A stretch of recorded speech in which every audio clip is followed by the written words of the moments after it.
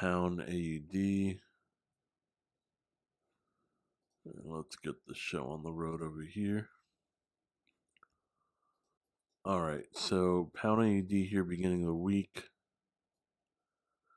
And you already know what happened at the beginning of the week. This one gave us a type 3 setup here, middle of the Asian range. We actually got a star pattern here. So that would have been the entry here, and you're looking at about 111 pips. Okay, so that would have been your entry here. Enter there, stop loss there. On the following day here, we had a type 1 setup here with a star pattern. As you can see, that would have been the trade. We also got the pattern before it, which was right here to lead us to that.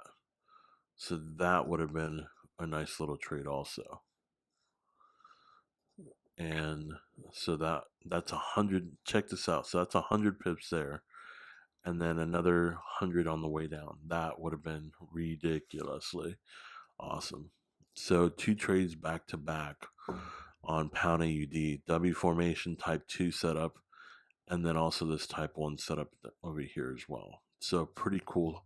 That would have been a pretty cool day there on pound AUD. On this one here, I didn't see any kind of clear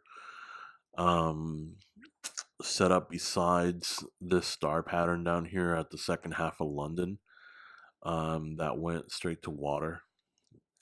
So this would have been about 54 pips or so. You know, we didn't get any kind of pattern here at the very beginning, so we would have had to wait all the way till either second half of London or beginning of US session. And we did get one pattern here, which was a star pattern. That would have gave us a 1 trade. On the next day here, so this would have been Thursday, we got our type 1 star pattern again, and we would have worked our way all the way down again from Mayo all the way down. So that would have been a good 150 pips, which not too shabby there. And then we got this one here on Friday, pretty obvious M formation.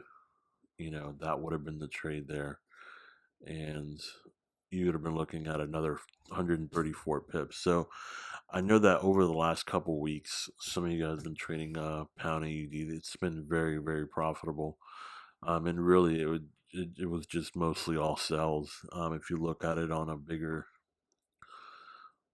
time frame, you can see, I mean, most of the week was straight down, down, down. So good, good sell week for pound AUD. But guys, that's going to do it for the pound pairs. Of course, we'll see you for the euro pairs next. All right, guys, enjoy the rest of your day.